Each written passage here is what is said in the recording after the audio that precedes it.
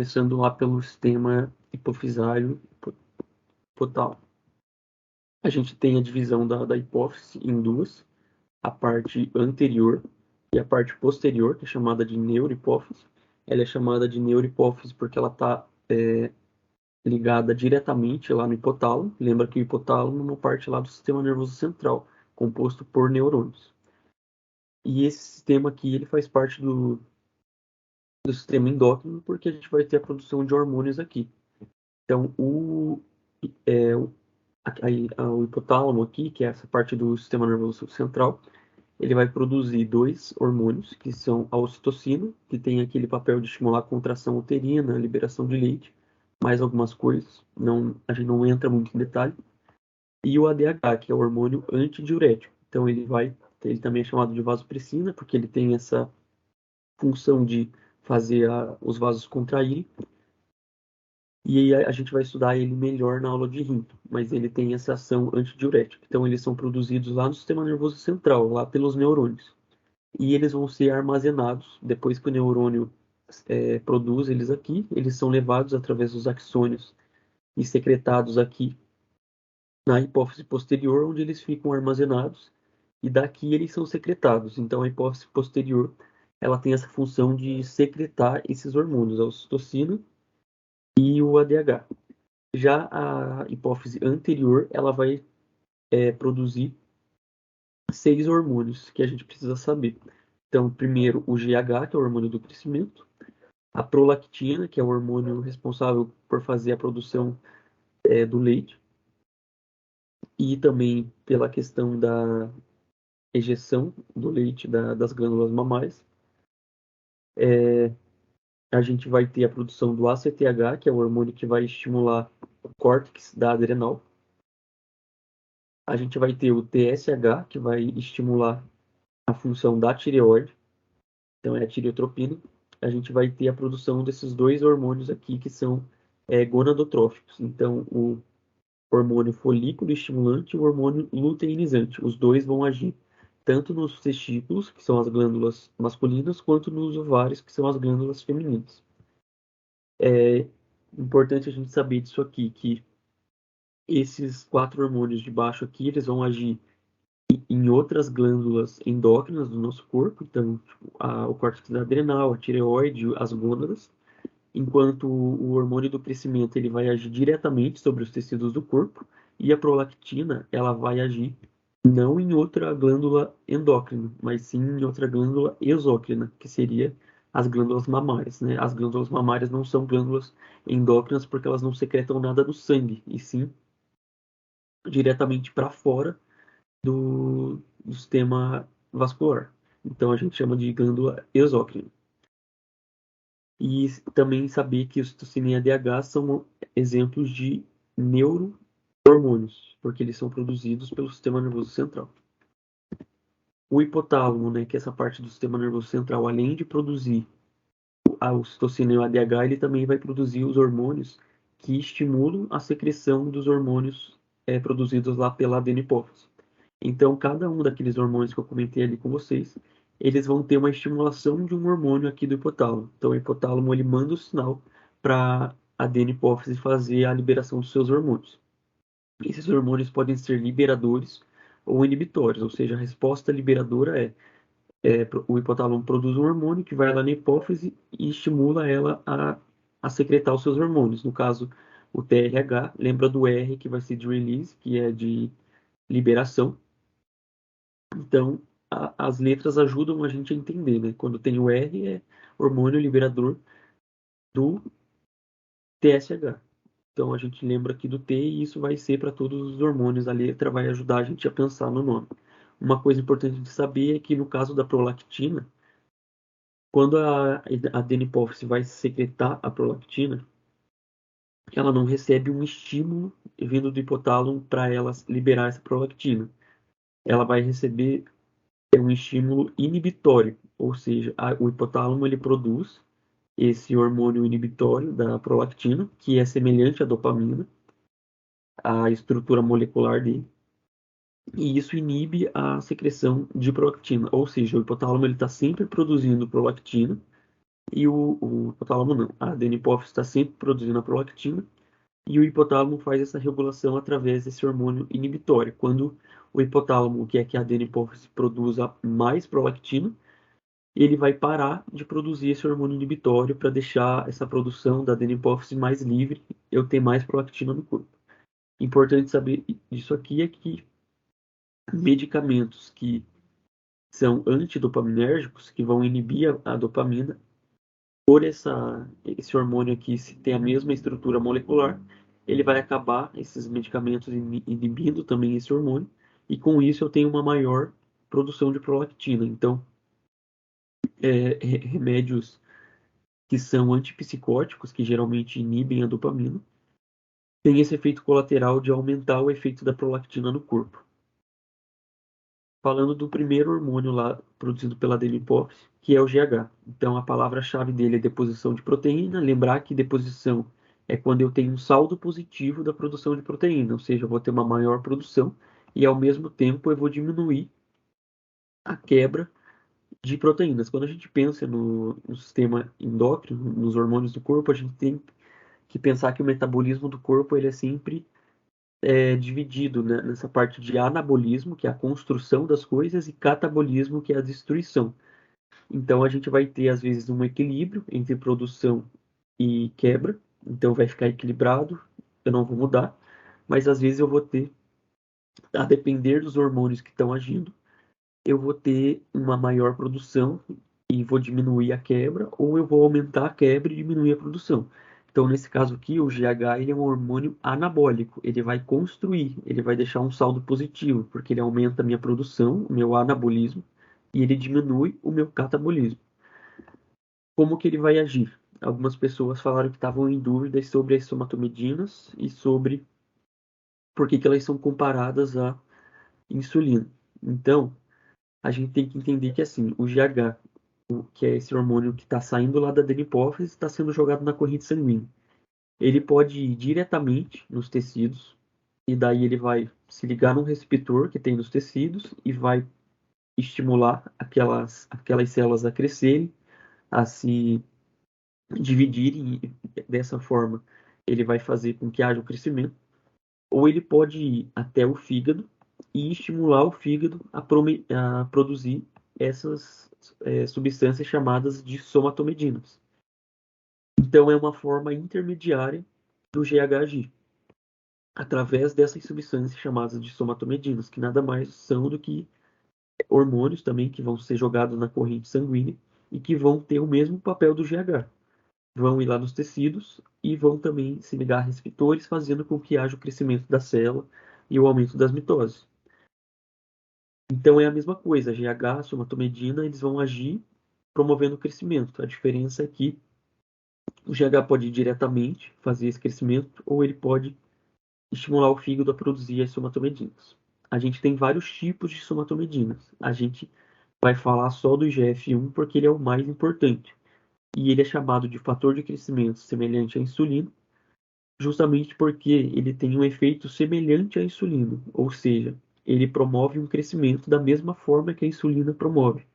Quando a gente for falar de insulina lá na aula de pâncreas, vai ficar mais claro, porque lembra que a insulina ela também é importante para fazer esse crescimento dos tecidos. Então, por isso que é chamado de semelhante à insulina. Como que vai ser a ação do GH ou das somatomedinas atuando no corpo, no metabolismo de proteínas, gorduras e carboidratos? A gente tem que pensar que assim, o GH ele quer fazer o corpo crescer, então ele quer aumentar a produção de proteínas, fazer deposição de proteínas no corpo. Proteína pode ser usada para a produção de energia, quando eu tenho pouco carboidrato e pouca gordura disponíveis para isso. Então, o GH ele quer evitar que as proteínas sejam usadas no processo de produção de energia, para que toda a proteína que eu tenha no corpo, os aminoácidos, sejam usados para produzir proteína e não produzir energia. Como que ele vai fazer isso? Então, ele vai mandar esses aminoácidos que eu tenho no corpo para dentro das células, então ele aumenta o transporte pela membrana das células, e ele vai aumentar os processos de tradução do DNA e transcrição do meu RNA, para eu produzir mais proteína. E ele vai reduzir o processo de proteólise, ou seja, de quebra de proteínas. Então, assim, ele está aumentando a minha produção e diminuindo a minha quebra de proteína. Com isso, eu tenho uma maior produção de proteína. Só que como ele quer evitar que esses aminoácidos sejam utilizados para produzir ATP, ele vai fazer com que eu comece a utilizar ácido graxo para isso. Então, o que ele vai fazer no metabolismo de gordura? Ele vai começar a fazer lipólise, ou seja, quebra do tecido gorduroso, quebra das minhas reservas de gordura no corpo, para começar a liberar ácido graxo e esse ácido graxo começar a ser utilizado na produção de energia. Então, as gorduras, elas são o principal componente ali que o GH vai utilizar para metabolizar, o principal substrato que ele utiliza para a produção de energia. E daí as gorduras vão passar a ser a principal fonte de energia, que no nosso corpo geralmente é os carboidratos que são. Então, quando o GH está em pico, quando ele está agindo, a gente usa mais gordura para produzir energia. E ele faz isso também como uma forma de poupar que os carboidratos sejam utilizados para a produção de energia. Por que que ele faz isso? Porque quando eu uso toda a glicose que eu tenho para produzir energia, para produzir ATP, daí o corpo começa a utilizar as outras fontes, gordura e proteína. Como ele quer evitar a utilização da proteína, ele vai deixar o carboidrato livre, a glicose livre, sem entrar nas células. Então ele vai diminuir essa captação e ele também vai deixar mais glicose indo para o cérebro. Isso tem um efeito de fazer com que os meus tecidos do corpo comecem a ficar mais resistentes à insulina. Por quê? Porque se eu deixo glicose no sangue e eu impeço que elas entrem na célula, eu acabo gerando uma maior liberação de insulina, porque o pâncreas vai reagir a isso. Ele vai entender que tem muita glicose no sangue e ele vai querer produzir mais insulina. E essa insulina acaba não tendo efeito, porque ela vai tentar jogar a glicose para dentro dos tecidos e não vai conseguir. Então eu tenho uma ação de gerar resistência à insulina. Então, dessa forma, o GH vai conseguir o objetivo dele. Ele vai poupar a utilização de glicose para deixar ela alta e fazer ela ir para o cérebro. Lembra que o GH é um hormônio do estresse também. Então, eu preciso de glicose alta no sangue, preciso dessa glicose indo para o cérebro. Ele vai utilizar os ácidos graxos para produzir a minha energia, e daí assim ele também poupa a utilização dos aminoácidos nessa produção, e os aminoácidos vão para produzir as proteínas lá no processo de transição. Agora falando da tireoide. Então, a tireoide ela tem a função de produzir T3 e T4, também vai produzir calcitocina, que é um hormônio secundário, que está lá envolvido no metabolismo do cálcio, mas agora a gente vai focar no T3 e no T4. Eles são produzidos lá pelas células que formam os folículos que a gente tem lá na tireoide. E esses hormônios T3 e T4, eles dependem de duas coisas: da tireoglobulina, que é um aminoácido, se juntando com o iodo para formar a iodo tireoglobulina, que vão ser a base para formar o T3 e o T4. Então, como que eu faço para juntar aqui a tireoglobulina com o iodo? Primeiro, eu preciso fazer a captação desse iodo que está lá no sangue. Então, através dos vasos sanguíneos, ele vai entrar aqui no interstício da tireoide e a gente precisa colocar primeiro ele para dentro da célula e depois ele dentro do coloide, que é onde vai ser formado esses hormônios. Como que eu faço isso? Primeiro, eu vou ter uma bomba de sódio e potássio aqui, que vai estar jogando 3 sódios para fora, 2 potássios para dentro. Com isso, ela diminui a concentração de sódio aqui dentro da célula e faz com que fique muito sódio aqui para fora. Com isso, a gente vai ter uma proteína de membrana aqui chamada Simport iodeto sódio. Então, é essa Simport sódio iodeto que a gente chama de NIS, porque ela está fazendo com que sódio e iodeto passem por ela. O estímulo para essa passagem é justamente essa alta concentração de sódio aqui fora que foi criada pela bomba de sódio e potássio. Então o sódio ele vai escapar para dentro porque ele está em muita quantidade aqui fora e junto ele acaba levando o iodeto. Então, a gente já conseguiu passar o iodeto aqui para dentro da célula. Agora, a gente precisa passar ele lá para dentro do colóide, que é onde vai ter a produção do hormônio. Como que a gente vai fazer isso? É pela é, ação aqui dessa proteína de membrana chamada pendrina. Essa pendrina, ela faz o contratransporte de cloreto com iodeto, ou seja, ela pega um cloreto que estava lá dentro do colóide, joga para dentro da célula, e pega esse iodeto que estava aqui dentro da célula e vai jogar lá para o colóide. Só que aqui a gente tem um detalhe: não vai ser o iodeto que vai ser utilizado para a produção do hormônio, e sim o iodo na sua forma oxidada. Então, durante a passagem aqui pela membrana, a gente vai ter a ação dessa enzima, chamada de peroxidase, porque ela age aqui sobre a molécula de H2O2, fazendo com que esse iodeto se transforme no iodo oxidado.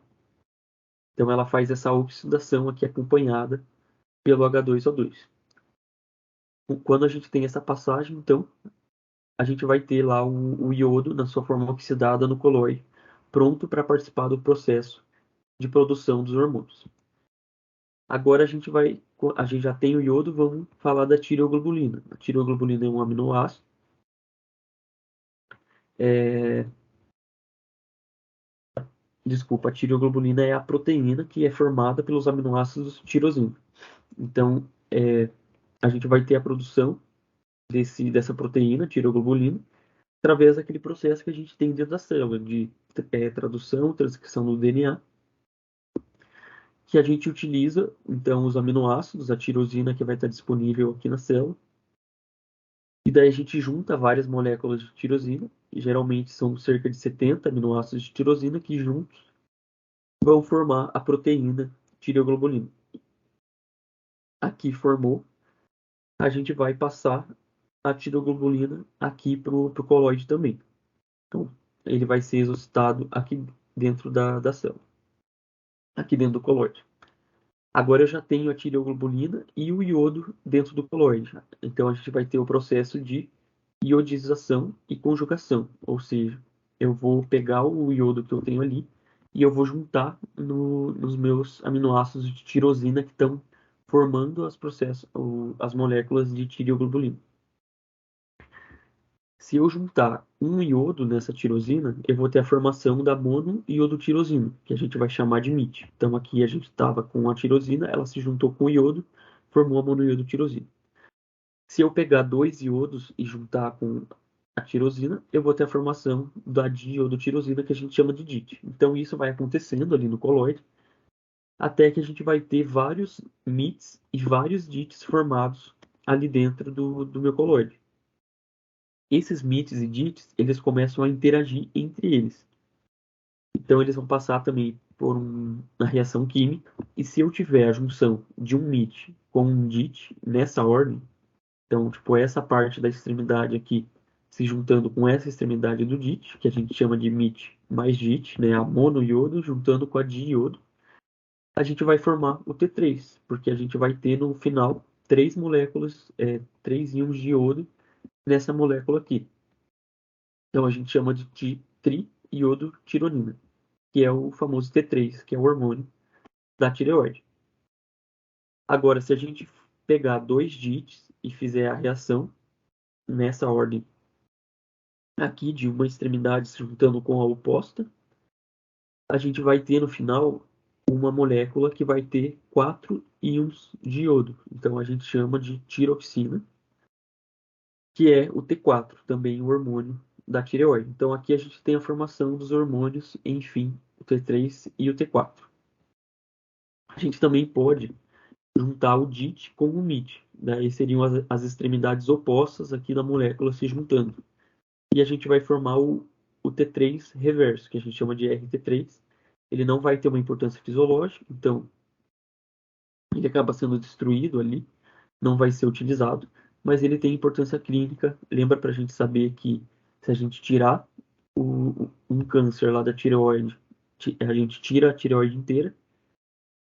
Como a gente tem que dar a reposição de T3 e T4 para esse paciente, senão ele morreria, para a gente saber se o tumor voltou, essas células ali da tireoide voltaram e estão produzindo T3 e T4, a gente dosa o T3 reverso para saber se esse tumor voltou. Porque se a gente dosasse T3 e T4, não teria como saber se é porque o tumor voltou ou se é o T3 e T4 que o paciente está tomando do remédio.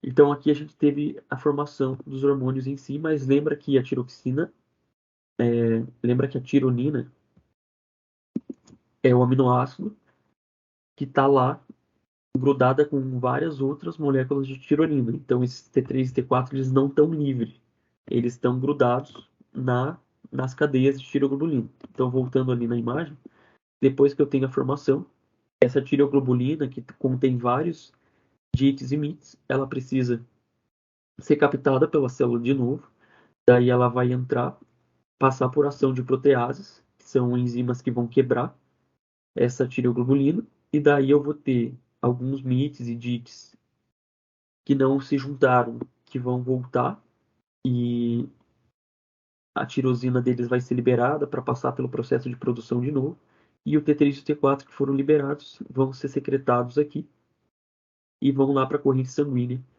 para agir sobre o corpo. Qual que é a ação desses hormônios no corpo? Então, a tireoide vai produzir 93% de T4 e 7% de T3, e isso vai ser jogado na corrente sanguínea. Em poucos dias, esse T4 que foi formado, que é a maior parte, ele começa a perder um iodo e ele se transforma em T3. Então, apesar da maior parte ser composta de T4, é o T3 que vai agir nas células, que é a forma mais ativa desse hormônio. Por que então que se o T3 é a forma mais ativa, a tireoide não produz só T3? O T3, tanto o T3 quanto o T4, eles são jogados na corrente sanguínea e eles vão se ligar a proteínas que vão transportar eles. A principal é essa globulina de ligação à tiroxina.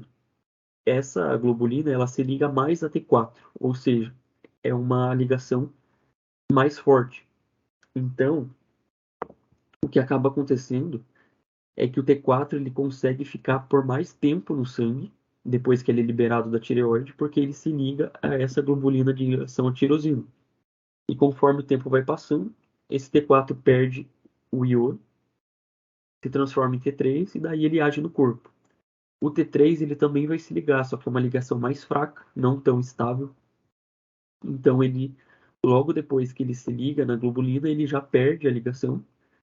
E se ele não está com o transportador dele ligado a ele, ele é metabolizado e acaba saindo da circulação. Então, se a tireoide produzisse só T3, esse T3 ia ser liberado e em pouco tempo ele já não ia estar mais no sangue, porque ele não tem essas ligações tão fortes com a globulina. Com o T4, a gente tem essa ligação mais forte, então ele fica por um tempo mais prolongado, é uma forma do corpo fazer com que esses hormônios ajam por mais tempo. Então, lá na célula, como que vai acontecer? A gente tem aqui a membrana da célula e aqui a membrana do núcleo, que é onde o T3 vai agir. Então, o T3 e T4 se ligaram aqui nos receptores, entraram na célula. A gente vai ter a ação aqui da iodinase, que é a enzima responsável por tirar esse iodo do T4. Ele virou T3. O T3 vai se ligar no receptor lá do núcleo da célula, da membrana nuclear. E aqui ele vai começar a ter várias ações lá sobre os processos de tradução e transcrição do DNA. Então, quando a gente fala do T3, dos hormônios tireoidianos, a palavra-chave é aumento do metabolismo, porque ele vai agir em várias funções através de toda essa cadeia aqui de reações que acontecem. Ele vai aumentar todos esses processos e a gente vai ter síntese de novas proteínas que vão agir em diversas funções do nosso corpo, no metabolismo, no sistema cardiovascular, no desenvolvimento do sistema nervoso central, no crescimento. Então, ele também ajuda a fazer deposição de proteína em vários outros sistemas. Então, ele vai aumentar basicamente todas as funções que a gente tem dentro da célula. Ele aumenta o número de mitocôndrias para ter mais ATP sendo formado. Ele aumenta a ação das bombas que a gente tem. de sódio e potássio, que ajudam o metabolismo a aumentar. Vai ter maior consumo de O2 para ter mais produção de energia, absorve mais glicose para eu ter essa glicose disponível para produzir energia. Ele aumenta a gliconeogênese, que é a formação de glicose através de aminoácido. Ele faz isso para eu ter mais produção de energia. Ele vai aumentar a glicogenólise, que é a quebra das minhas reservas de energia, né, de glicose, também para ter mais glicose disponível. Ele aumenta a lipólise, que é a quebra do tecido gorduroso, para eu ter mais ácido graxo também sendo utilizado na produção de energia. E, por fim, ele aumenta a síntese de proteínas. Então, ele também age aqui nesse processo de tradução, transcrição gênica para eu ter mais síntese de proteína. Então, sempre pensar que ele vai estar aumentando tudo, todos os processos no corpo, vai estar aumentando a produção de energia. Então, faz sentido eu pensar que ele vai estar aumentando a síntese de proteínas e a produção de energia, porque ele quer aumentar o metabolismo. Uma coisa importante da gente saber é que ele vai aumentar a pressão de pulso, apesar de não aumentar a pressão média. Então, por que que ele não aumenta a pressão média? Quando a gente fala de pressão média, a gente está falando da pressão do débito cardíaco e da resistência vascular periférica, que quando a gente soma, quando a gente multiplica esses valores, a gente vai ter a pressão aqui. Por que que a pressão média vai estar normal? O débito cardíaco ele vai estar aumentado, então um dos meus fatores aqui vai estar aumentado, enquanto a resistência vascular periférica, que é o quanto os vasos do meu corpo estão ou dilatados ou contraídos, então quanto mais contraídos eles estão, mais resistência eu tenho. Uma das funções do T4 no corpo é fazer os vasos dilatarem para chegar mais sangue nos tecidos, né? Porque ele quer fazer trabalhar mais. Então ele dilata esses vasos. Com essa dilatação, ele diminui a minha resistência vascular periférica. Então, se eu estou aumentando meu débito cardíaco e eu estou diminuindo a minha resistência vascular periférica, a minha pressão arterial vai acabar ficando igual já estava antes. Então, esses dois fatores vão se equilibrar, a minha pressão média vai continuar normal. Já a pressão de pulso, que é a diferença entre a minha pressão sistólica e a minha pressão diastólica, vai estar aumentada. Por quê? Porque a pressão sistólica vai aumentar e a pressão diastólica vai diminuir. Por que que isso acontece? A sistólica é no momento que eu tenho a contração.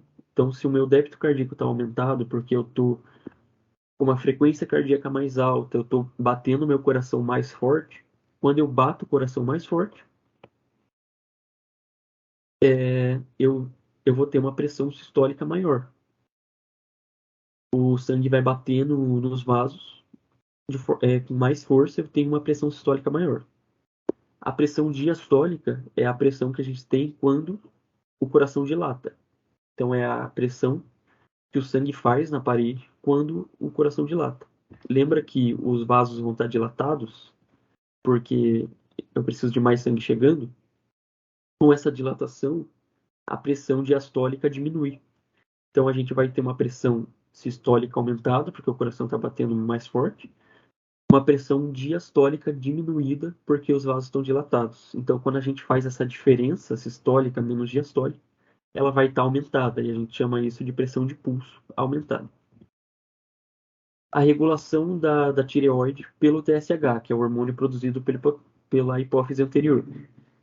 Ela vai agir, esse hormônio, em todos os processos ali de produção de T3 e T4. Então, ela aumenta a ação da NIS, a ação da bomba de sódio e potássio, ela aumenta a iodização e a conjugação, então, essa junção que eu tenho do iodo com a tireoglobulina.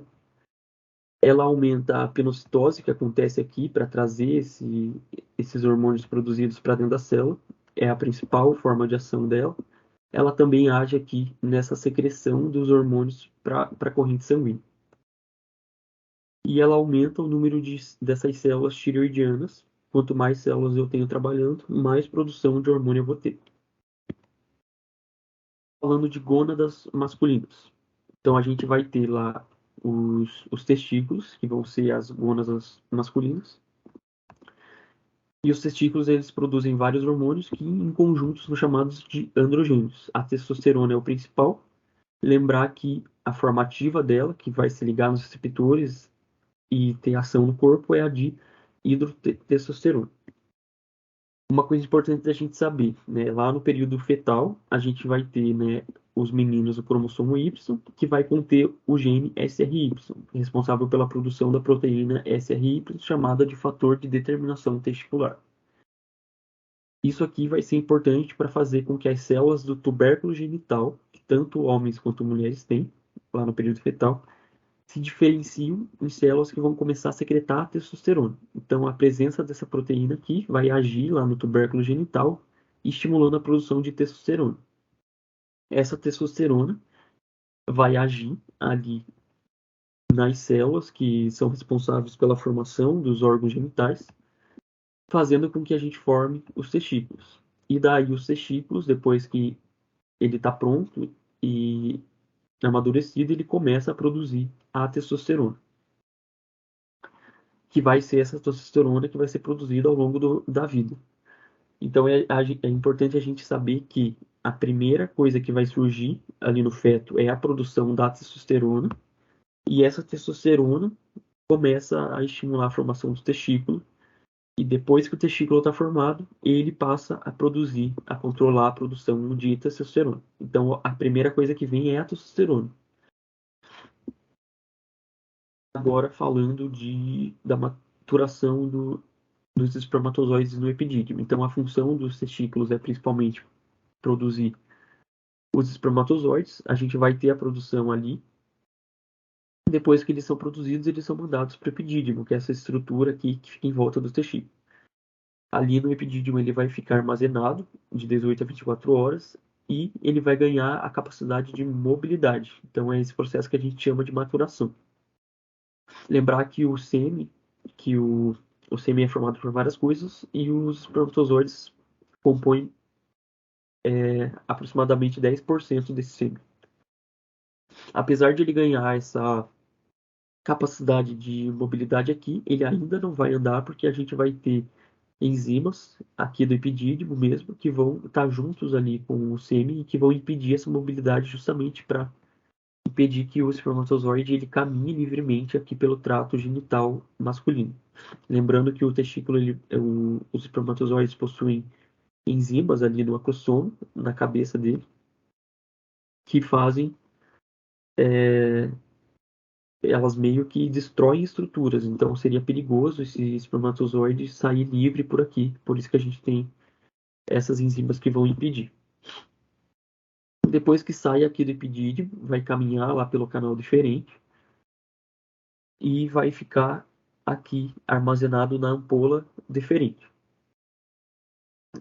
Esses espermatozoides que foram formados. A gente vai ter aqui do lado as vesículas seminais, que vão ser responsáveis por secretar o material mucoso, representa 60% do volume do sêmen, então é a maior parte. E esse conteúdo ele contém frutose, ácido cítrico, prostaglandina, fibrinogênio e algumas outras substâncias. Então lembra que espermatozoide é uma célula viva e ele vai ser jogado para fora do corpo e ele precisa sobreviver ali no trato feminino, que é um ambiente hostil para esse espermatozoide. Então ele precisa ir acompanhado de substâncias nutritivas que vão ajudar ele a produzir energia e que vão ajudar ele a sobreviver a esse ambiente mais hostil. Então aqui esse conteúdo da vesícula seminal vai ajudar nisso. Vai ajudar a carregar também esse espermatozoide. Quando eu tenho o processo de ejaculação, o que vai acontecer é que a ampola deferente e a vesícula seminal vão se contrair e ambas vão jogar o seu conteúdo no canal ejaculador. Então, ali no canal ejaculador, no momento da ejaculação, essas duas substâncias vão se unir, esse material da vesícula seminal, junto com os espermatozoides. Aqui na próstata, a gente também vai ter a produção de um líquido fino e leitoso que vai conter cálcio, citrato, fosfato, enzima de coagulação, profibrinolisina.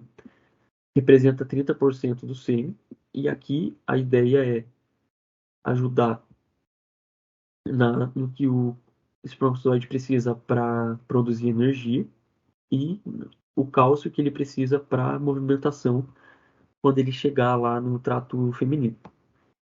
E algumas enzimas aqui de coagulação que vão ajudar a formar um coágulo para prender esse espermatozoide lá na parede da vagina. E também é importante saber que vai deixar o sêmen alcalino. Então, o trato do canal feminino ele é ácido. A gente precisa desses líquidos alcalinos para deixar neutralizado quando ele for lá para o trato feminino. Então, aqui a próstata vai jogar esse conteúdo dela na uretra prostática, que é essa uretra que está saindo da bexiga, ela sai da bexiga e já entra na próstata. Então, essa parte que passa por dentro da próstata é chamada de uretra prostática. E aquele conteúdo que estava lá no canal ejaculador, que é o sêmen mais o conteúdo da vesícula seminal, se junta aqui na uretra prostática com o conteúdo da próstata. E daí, no momento da ejaculação, o sêmen vai sair aqui da uretra prostática e ir para a uretra até chegar lá no orifício uretral, por onde ele vai ser ejaculado. Como que acontece a capacitação dos espermatozoides? Então, aqui é quando ele já está em contato com o epitélio uterino. É, o, quando a gente tem lá o espermatozoide dentro do trato, o que vai acontecer? Os líquidos da trompa de Falópio e do útero vão eliminar aqueles fatores inibitórios produzidos pelo epidídimo. Lembra que eu tinha falado que tinha as enzimas que impediam o espermatozoide de sair livre ali dentro do trato masculino. Então, depois que ele foi ejaculado, esses líquidos ali do trato feminino vão agir para tirar esses fatores inibitórios e ele se torna capacitado. E daí aqui a gente tem uma faixa de pH um pouquinho maior, porque ele vai entrar em contato com aquele líquido mais alcalino. Essa membrana do espermatozoide, ela começa a ficar mais fraca depois que está ali em contato com o epitélio uterino. E daí aquele cálcio que veio junto ali no conteúdo da próstata, ele vai começar a entrar no espermatozoide e esse cálcio que entra vai ajudar na movimentação do flagelo para que ele tenha esse movimento de chicote e o espermatozoide consiga caminhar, né, ali pelo trato feminino. Como que acontece a fertilização? Então a gente tem lá o ovócito secundário, que foi formado no processo de ovulação da mulher. E a gente tem a zona pelúcida, a corona radiata, os espermatozoides, através das enzimas que eles carregam na, no crossoma, eles conseguem ir passando pelas suas zonas até chegar no ovócito secundário, que é a célula germinativa em si. Quando eles chegam aqui, eles se desprendem do flagelo e só o núcleo dele vai entrar para dentro da célula, onde ele vai se juntar com o núcleo do ovócito secundário, vai ocorrer a fusão, e aqui a gente forma um núcleo só, com metade do material genético vindo da mulher, metade do material genético vindo do homem. Agora falando de gônadas femininas, que acho que é uma parte um pouquinho mais complicada. Caso vocês ainda tenham dúvidas sobre isso, só me mandar mensagem. Então a gente vai ter as ovogônias, que são as células que vão iniciar esse processo de oogênese, que é para formação do óvulo. E isso começa lá antes do nascimento. Então, quando a menina está lá no feto da mãe dela, ela vai ter o folículo primordial lá no ovário, que vai ser formado por essa ovogônia, que é a célula. E em volta da ovogônia, a gente vai ter várias células da granulosa, que estão ali para proteger essa ovogônia. E isso a gente chama de folículo primordial.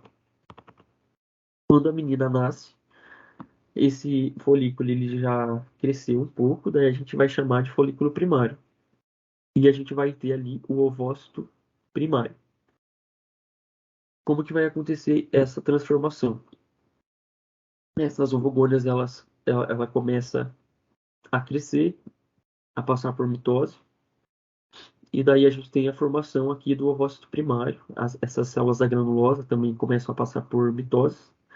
Eu tenho o crescimento do folículo, eu chamo ele de primário. Daí a gente vai ter o ovócito primário e secundário. Lembra que quando a gente fala ovócito primário, ele é primário porque ele vai realizar a meiose 1. O ovócito secundário é secundário porque ele vai realizar a meiose 2. Então, o ovócito primário foi formado pelo crescimento aqui da ovogônia. Ele vai passar pelo processo de meiose 1. Isso vai acontecer lá no feto, quando a menina está na barriga da mãe. Só que ele vai parar na prófase 1. Então, a gente começa o processo de meiose 1, porém ele vai ficar parado. Então, a menina nasce, esse ovócito ainda está parado na prófase 1 e ele vai ficar assim até chegar na puberdade. Quando ele chega, quando a menina chega na puberdade, a hipófise anterior começa a produzir FSH e LH, são os hormônios que vão agir ali nas gônadas e vai estimular essa meiose 1 a terminar. Então, o ovócito primário ele consegue, através dessa estimulação aqui, terminar a meiose 1. E daí esse ovócito primário é transformado em ovócito secundário. Então, isso vai acontecer uma vez por mês. A cada ciclo da mulher, que ela tem a liberação de FSH e LH, um ovócito primário dela se transforma em ovócito secundário.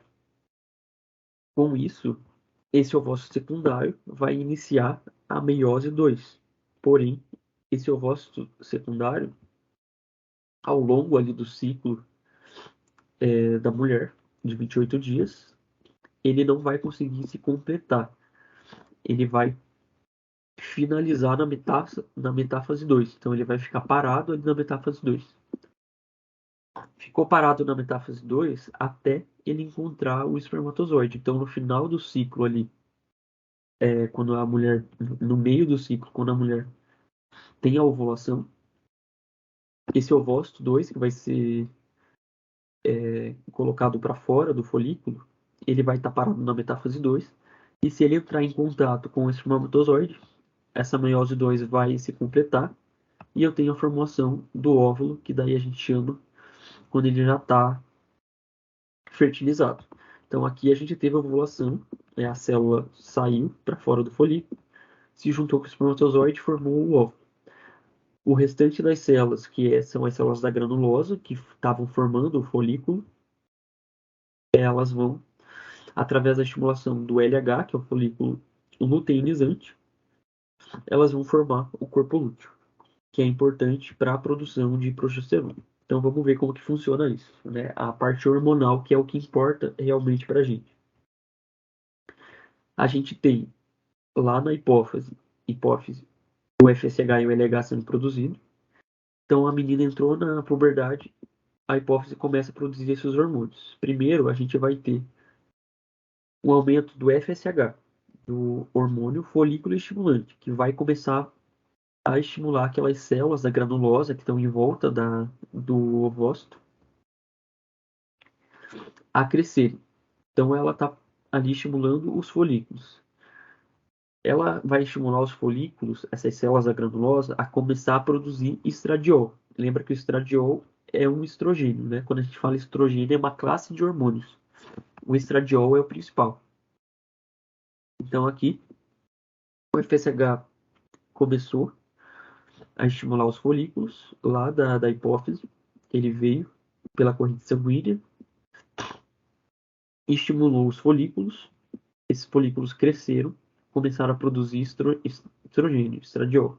Então a gente vai ter o pico de estradiol. Isso acontece principalmente na primeira metade do ciclo. Então façam essa ligação da primeira metade do ciclo, FSH aumentando e estimulando a produção de estradiol pelas células do folículo. Aqui no meio a gente vai ter o processo de ovulação. Então, é quando o ovócito secundário é liberado do folículo. Depois que isso acontece, a gente vai ter um pico de LH. Esse pico de LH ele vai ser importante para o processo de ovulação. E ele vai estimular as células da granulosa que restaram depois da ovulação a começar a produzir progesterona. Então, a gente tem que ter essa ligação do LH com a progesterona, porque ele vai estimular as células da granulosa que restaram depois aqui da ovulação a produzir progesterona, né, a formar o corpo lúteo que vai produzir progesterona. Então, logo depois do pico de LH, a gente tem o pico de progesterona. Então, esse ciclo vai durar 28 dias, a gente corta na metade ali o 14º dia, que é o período da ovulação, e ele inicia a partir do primeiro dia de menstruação. E a cada ciclo, geralmente é só um ovócito que é liberado. Então, só um dos folículos vai liberar o ovócito. Se a gente tem a liberação de mais, geralmente a gente vai ter a formação de dois fetos. Então, seriam gêmeos bivitelinos, né? Um de cada ovócito. Como que acontece então esse ciclo? Ele vai iniciar na puberdade depois da liberação do FSH-LH, começa com o FSH no início do ciclo. E daí os folículos primários começam a crescer pela ação desse folículo, desse hormônio folículo estimulante.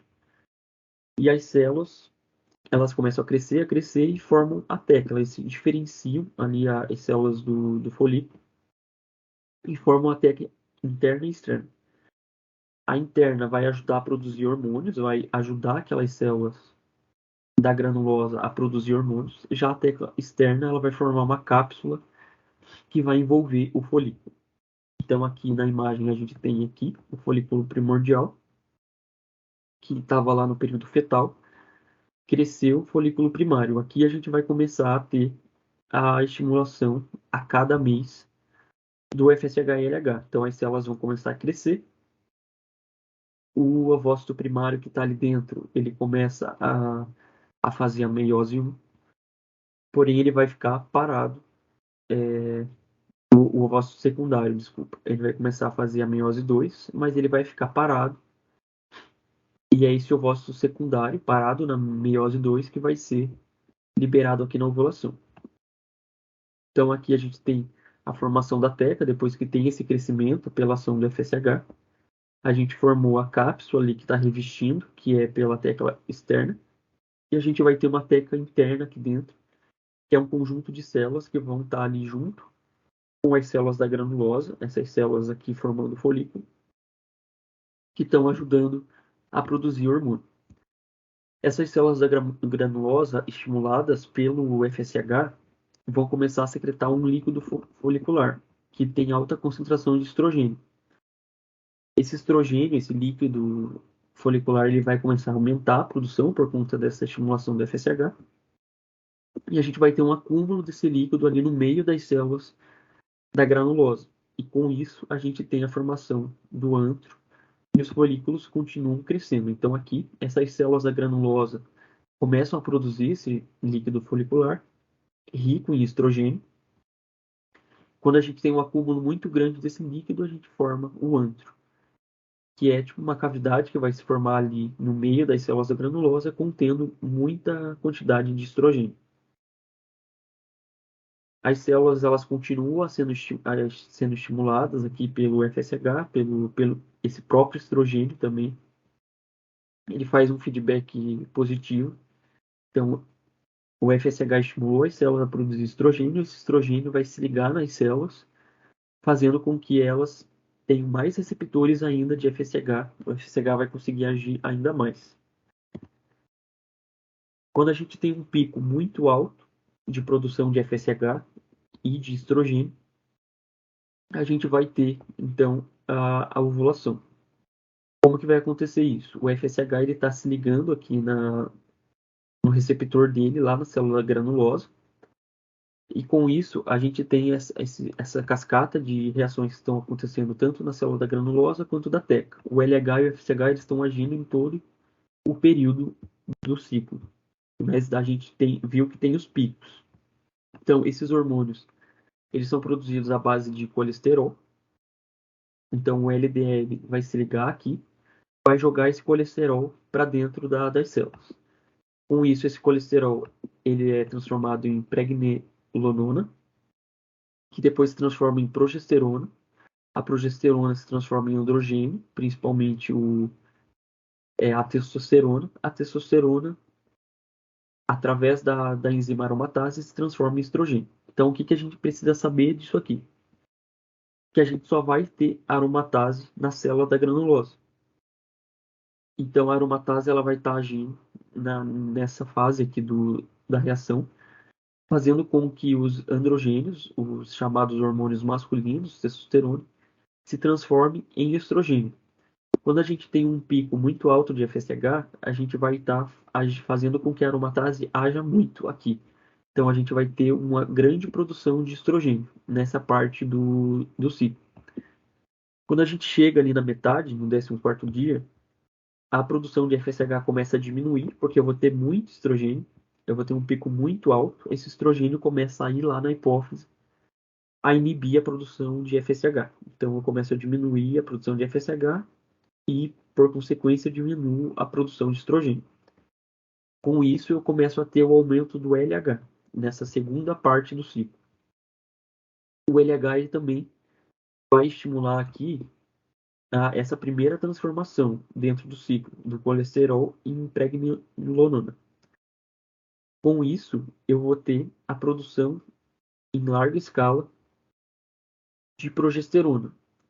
Eu vou continuar tendo essa produção de estrogênio, porque a cadeia de reação vai continuar, mas eu tenho tanto essa conversão aqui do início que eu começo a ter um excesso de progesterona. Essa progesterona não, o corpo não dá conta de transformar tudo em androgênio, então essa progesterona começa a aumentar muito e ela começa a escapar aqui para a corrente sanguínea. Eu tenho uma alta produção de progesterona quando eu tenho um pico muito grande de LH. E esse LH ele vai ser importante para causar um aumento desse folículo, estimular a produção de progesterona e fazer a ovulação acontecer. Então, quando eu tenho essa parte aqui do LH sendo produzido em larga escala, eu vou ter um aumento muito grande do folículo, até que ele não vai aguentar mais, tipo, ele vai inchar muito, eu vou ter muito líquido folicular aqui. A teca externa, estimulada também pelo LH, ela vai começar a liberar enzimas, que vai causar a dissolução dessa parede que estava revestindo o folículo. Ele vai dilatando cada vez mais. Eu começo a ter plasma sanguíneo entrando dentro do folículo por conta dessa dilatação da parede. E ele vai se romper. Com esse rompimento, eu tenho o processo de ovulação. Esse ovócito secundário que vai ser liberado, ele está parado na meiose 2 e ele vai ficar lá disponível, esperando o espermatozoide para que quando ocorra a junção do espermatozoide com o ovócito secundário, ele consiga terminar essa meiose 2 e se transformar em óvulo.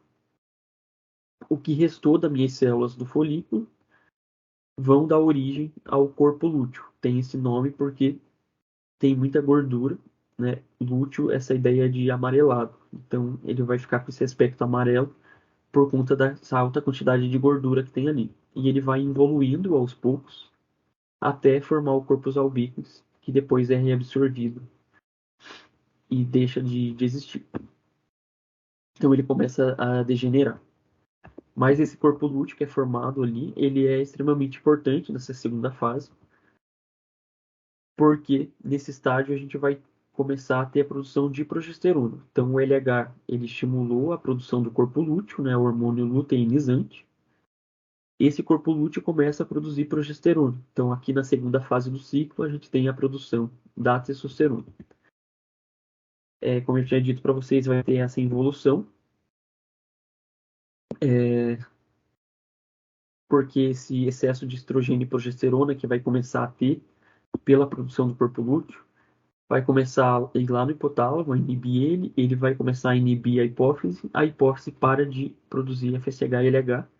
Então aqui a gente vê que começa a decair os níveis de LH e FSH, porque a progesterona e o estradiol, que estão sendo produzidos em alta quantidade, começam a inibir a hipófise.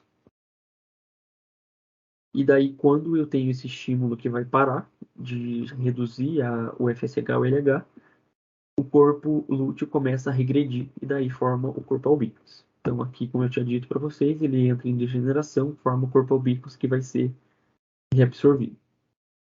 E daí o estrogênio, falando dos hormônios agora, é uma classe de hormônios, o principal é o estradiol, que é o mais potente, e a principal função dele é ali naquele início do ciclo, que vai aumentar o tamanho dos ovários pela estimulação das células da granulosa. Ele também aumenta as trompas, o útero, a vagina e as mamas. Quando a menina entra na puberdade, que vai começar a produzir o FSH, que ele vai estimular a produção de estrogênio.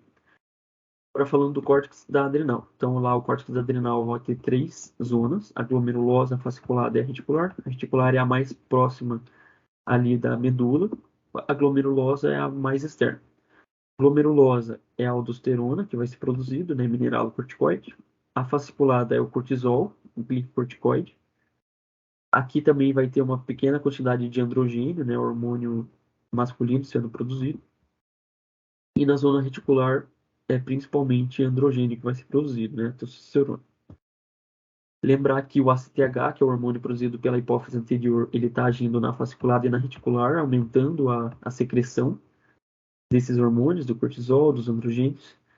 Ele também age aumentando a produção desses hormônios, do androgênio, cortisol e da aldosterona.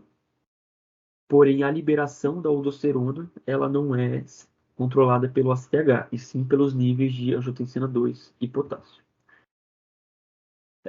Então, os mineralocorticoides, que é a aldosterona, o principal representante, vai agir sobre os eletrólitos, os minerais do corpo, e os glicocorticoides, que é o principal é o cortisol, o principal ele vai agir principalmente ali sobre o metabolismo de glicose. Então, está acontecendo essa reação lá no córtex da adrenal, a gente vai ter o colesterol dando origem a vários hormônios. Então, em uma das regiões, a gente vai ter a produção de androgênios, que na periferia vai se transformar em estrona e estradiol, que são hormônios femininos. Lembra que é pela ação da aromatase que vai acontecer isso aqui, então a aromatase só tem lá no tecido periférico e nos ovários.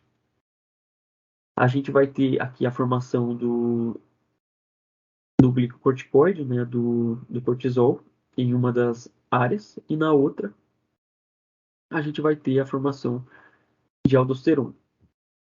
Qual que é a função da aldosterona? Ela é produzida pela zona glomerular, que é a mais externa, e a função dela é principalmente aumentar os níveis de sódio do sangue e diminuir de potássio. Então, por isso que quando eu tenho muito potássio no sangue, eu começo a estimular a produção de aldosterona para que ela diminua esse potássio. Qual que é a ação dela? Ela se liga nas células do túbulo renal e ela vai estimular a ação da bomba de sódio e potássio que eu tenho lá. Então aqui eu estou formando urina, aqui eu estou reabsorvendo para o corpo. Com a estimulação da bomba de sódio e potássio, eu trago mais sódio para dentro do corpo, na reabsorção, e eu jogo esse potássio para ser excretado lá na urina. Então assim eu aumento o sódio, diminuo o potássio que vai ser liberado na urina. Lembrar que eu tenho esse processo de escape da aldosterona, então mesmo que eu tenha a aldosterona está agindo, ela vai começar a aumentar o sódio no corpo. Esse sódio, ele junto com ele vai trazer água. Com isso eu tenho um aumento da pressão arterial. Esse aumento da pressão arterial vai gerar vários mecanismos no corpo para diminuir essa pressão. Uma delas é começar a excretar sódio, começar a liberar mais sódio lá na urina. Então, esse escape da aldosterona mesmo que eu tenha aldosterona alta, ela vai começar a ter um limite de ação, que é quando ela aumenta a pressão arterial acima dos níveis adequados, porque daí a pressão arterial começa a excretar o sódio. Então a aldosterona para de agir porque a pressão aumentou muito. A regulação, como eu tinha dito, é pelo sistema renina-angiotensina. Então, esse sistema, ele começa a agir quando eu tenho pouco sódio no corpo. Isso diminui a minha pressão. Então, eu tenho pouco sódio, o rim sente que eu tenho pouco. Ele começa a liberar renina, que faz com que a angiotensina 1 se transforme em angiotensina 2. Essa angiotensina 2 vai lá no córtex adrenal e começa a estimular ela a produzir aldosterona. A aldosterona vai lá no rim e começa a agir na reabsorção de sódio. Então, antes eu tinha pouco sódio, agora a aldosterona está reabsorvendo esse sódio. Como eu tinha dito também, íons potássio, quando aumentam, estimulam o córtex adrenal a produzir aldosterona. Daí a aldosterona vai lá e começa a secretar esse excesso de potássio para fora. E o ACTH, que é o hormônio produzido pela hipófise, ele é necessário para a produção, porque ele age naquela conversão ali do colesterol no início, mas não é necessário para a secreção da aldosterona na corrente sanguínea. Somente a angiotensina e os níveis de potássio. O cortisol, produzido na zona fasciculada, ele vai agir sobre os carboidratos. E o cortisol, a gente tem que lembrar dele como um hormônio do estresse. Então, quando a gente está em estresse, quando a gente está em trauma, a gente precisa de glicose no sangue. Então, ele vai começar a estimular a gliconeogênese, ele vai reduzir a utilização de glicose pelas células, para que eu tenha mais glicose no sangue e essa glicose comece a ir para o cérebro, que é um órgão nobre nesses momentos. E nesses momentos de trauma, a gente precisa priorizar que o cérebro tenha glicose. E com isso a gente tem uma elevação da glicose no sangue, que também vai acabar aumentando a resistência da insulina, porque se eu tenho mais glicose no sangue, eu estimulo o pâncreas a produzir mais insulina. Essa insulina não consegue colocar essa glicose para dentro dos tecidos, e eu acabo gerando essa resistência à insulina, que tende a gerar diabetes, caso eu tenha uma produção de cortisol muito elevada. Então, nos efeitos da proteína, ela vai reduzir as reservas de proteína porque ela começa a aumentar a proteólise para que eu tenha mais aminoácido participando do processo de produção de glicose. Então perceba que aqui é diferente do GH. O GH ele também aumenta a glicose no corpo, ele também é um hormônio do estresse, só que o GH ele quer aumentar a minha produção de proteína. O cortisol não está preocupado com a produção de proteína, ele quer só aumentar a glicose no corpo. Então ele também vai quebrar proteína para que os aminoácidos sirvam de substrato para essa produção. Já no fígado, ele vai aumentar proteínas hepáticas e plasmáticas, que são proteínas importantes no processo inflamatório. Então, quando a gente está nesse estado de trauma, de estresse fisiológico. E ele vai aumentar os aminoácidos no sangue por conta dessa quebra, para que esses aminoácidos participem do processo de gliconeogênese. E nos lipídios, a mesma lógica. Eu preciso aumentar a minha produção de energia, só que eu não posso usar glicose, que eu quero deixar ela alta para ela ir para o cérebro. Então eles aumentam a lipólise, eu aumento o nível de ácido graxo, e esse ácido graxo começa a ser a principal fonte de energia no lugar da glicose.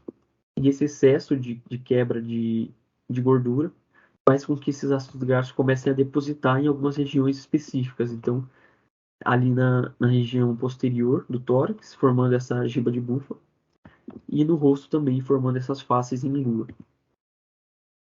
Como eu tinha dito, o cortisol é um hormônio do estresse, então ele é liberado quando a gente tem estresse físico, neurogênico, por conta de um trauma, e ele é importante em processos de infecção, porque ele tem essa ação anti-inflamatória. Então, ele vai inibir os estágios iniciais da inflamação, ou se a inflamação já começou, ele acelera o fim da inflamação. Por isso que a gente usa tantos remédios que são chamados de cortisoides para fazer esse processo anti-inflamatório no corpo.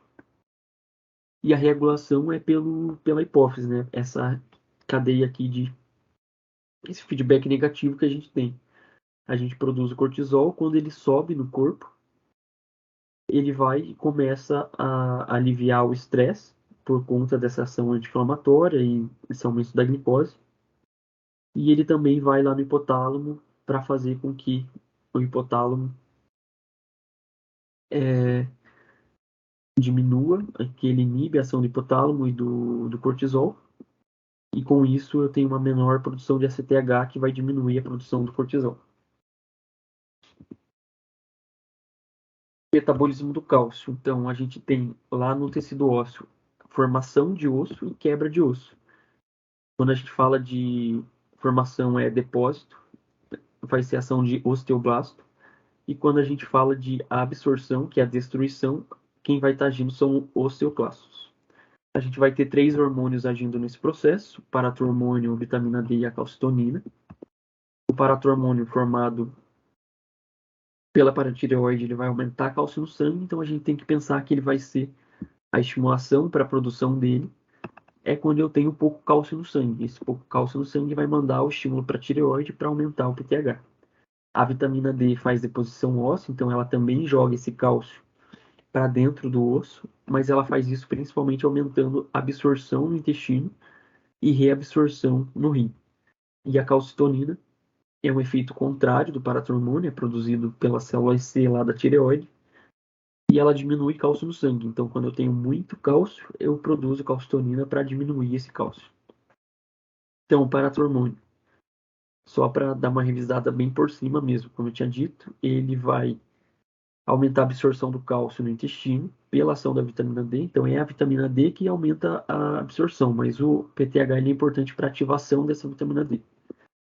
Ele aumenta a reabsorção do cálcio no rim e vai aumentar a excreção de fosfato. Então, ele faz isso para aumentar cálcio, diminuir fosfato, para que eu não tenha ligação do cálcio com fosfato, para eu ter mais cálcio livre, porque é esse cálcio livre que vai entrar para dentro do osso. E ele vai fazer essa absorção, essa quebra do osso, para ter mais cálcio no sangue, de 2 formas. Através da formação de osteoclasto, que vai tirar esse cálcio. Então, como que acontece? O PTH se liga no osteoblasto, que é a célula que produz osso, e quando eu tenho essa ligação, esse osteoblasto começa a produzir esse RANKL,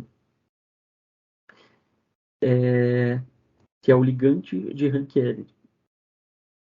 O pré-osteoclasto, que vai ser o responsável pela formação do osteoclasto, ele tem esse receptor, que é o RANK, e esse RANK começa a se ligar, então, nesse ligante do RANK que está ali no osteoblasto. E com isso, com essa ligação, esse pré-osteoclasto amadurece e se transforma em osteoclasto, que vai ir lá no osso participar desse processo de destruição óssea, ou seja, ele tira cálcio do osso e joga para dentro do sangue. Então, faz sentido a gente pensar que o paratormônio ele vai agir quando eu tenho pouco cálcio no sangue. Então, ele vai lá no osso e coloca mais cálcio do osso para o sangue. E a outra forma, que é uma fase mais rápida, é pela ativação de bomba de cálcio. Então, lá no tecido ósseo, eu tenho essas bombas de cálcio na membrana osteocítica. Quando eu preciso de cálcio rápido no corpo, lembra que o tecido ósseo ele meio que serve como um depósito de cálcio. Quando eu preciso de cálcio no sangue porque ele está baixo, eu vou lá, ativo essas bombas de cálcio. Essas bombas de cálcio começam a jogar o cálcio que estava dentro do osso para dentro do sangue, que vai para a circulação. Quem faz a regulação é o cálcio, então se eu tenho baixo nível de cálcio, eu estimulo. Se eu tenho alto nível de cálcio, eu inibo, porque eu não preciso de mais cálcio no sangue ainda. Daí tem a vitamina D, que é formada lá a partir do processo da transformação do colesterol na pele na forma ativa, que é lá no rim. Então, primeiro eu produzo na pele, ela vai para o calciferol vai para o fígado. Lá no fígado ele é transformado em 25 hidroxivitamina D3, que vai para o rim, e no rim é formada a forma ativa, que é o 1,25 de hidroxivitamina D3. Então, só lembrar que o processo começa na pele e termina no rim, que é a forma ativa. Quando a gente faz reposição de vitamina D oral, a vitamina que a gente dá aqui é a vitamina que é formada pelo fígado, que é a 25-hidroxivitamina D3. O efeito dela é no intestino, aumentando a reabsorção pela produção de calbindina, que é ligante do cálcio. vai agir no rim, aumentando a absorção do cálcio e do fosfato, mas é um efeito mais fraco. E no osso é um pouco mais complexo, então ela vai ter uma ação de produzir osso, colocar esse cálcio para dentro do osso, quando ela está em quantidade boa no sangue. Se eu aumento muito a quantidade de vitaminas, assim, quantidades extremas, ela também tem uma atuação na formação do ranquiel, que vai causar a absorção óssea. Mas basicamente quando a gente pensa, né, isso aqui é uma situação muito difícil de acontecer. Quando a gente pensa em vitamina D, a gente tem que pensar que ela está aumentando a reabsorção intestinal e renal para ter mais cálcio no sangue, e daí ela vai pegar esse cálcio do sangue e jogar para dentro do osso, para formar mais osso. Então ela é super importante para o processo de deposição óssea. E a regulação dela é pelo cálcio também. Se eu tenho um cálcio alto no sangue, eu vou produzir menos vitamina D, para daí diminuir essa absorção intestinal. A ocitonina é um hormônio de efeito fraco, produzido pela tireoide, e é um efeito oposto ao PTH. Então, quando eu tenho pouco cálcio, eu quero aumentar esse cálcio no sangue. Ao contrário, quando eu tenho muito cálcio no sangue e eu quero diminuir, eu vou liberar a calcitonina para que ela vá lá e comece a inibir os osteoclastos e parar essa destruição do osso. Então, eu começo a aumentar a deposição óssea e eu diminuo o cálcio no sangue. E por fim, o pâncreas. A gente vai ter lá a parte endócrina do pâncreas, que é formado pelas ilhotas de Langerhans, que vão ter as células beta, alfa e delta. As importantes para a gente aqui é a beta e a alfa. A beta vai produzir e secretar insulina, a alfa, o glucagon. Então, a insulina é um hormônio produzido que vai ser formado por uma cadeia alfa, beta e uma cadeia A, B e C. E a C fica entre a A e a B. Isso é a pré-insulina. Ela é clivada, ficam só as cadeias A e B juntas por essas cadeias de sulfato, essas pontes de sulfato, e o peptídeo C, que era aquela cadeia C, se separa. Quando a insulina é liberada ali pelo pâncreas, ela vai se ligar nos receptores que estão nas células, que é essa cadeia alfa aqui. A gente tem duas cadeias alfas para fora e duas cadeias betas que ficam na membrana das células. A insulina se liga na cadeia alfa, tem ativação da beta, com isso a gente ativa a tirosina quinase e começa a ativar esses substratos dos receptores de insulina, que vão ter várias ações nas células. Eles vão aumentar a ida dos transportes de glicose para as membranas, então com isso eu tenho a entrada da glicose nos tecidos, aumenta a síntese de proteína, de lipídio, de glicogênio e crescimento e expressão gênica. Então lembra que a gente falou lá das somatomedinas que eram semelhantes, fatores de crescimento semelhantes à insulina? A insulina ela também tem essa função de produzir proteína, lipídio, de fazer o corpo crescer. Então, por isso que a gente chama de aquelas GFs de semelhantes à insulina, porque elas têm uma ação parecida com o que a insulina tem aqui.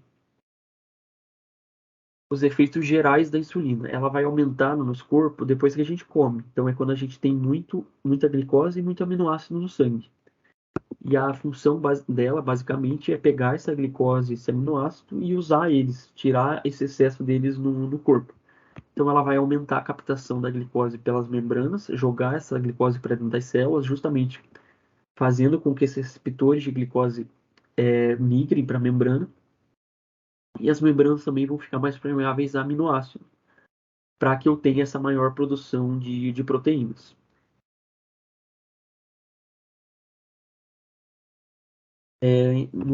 Então, nos carboidratos, ela vai fazer com que a glicose entre para dentro das células e vai começar a armazenar essa glicose nos tecidos. Então, o fígado começa a fazer o processo de formar glicogênio para armazenar.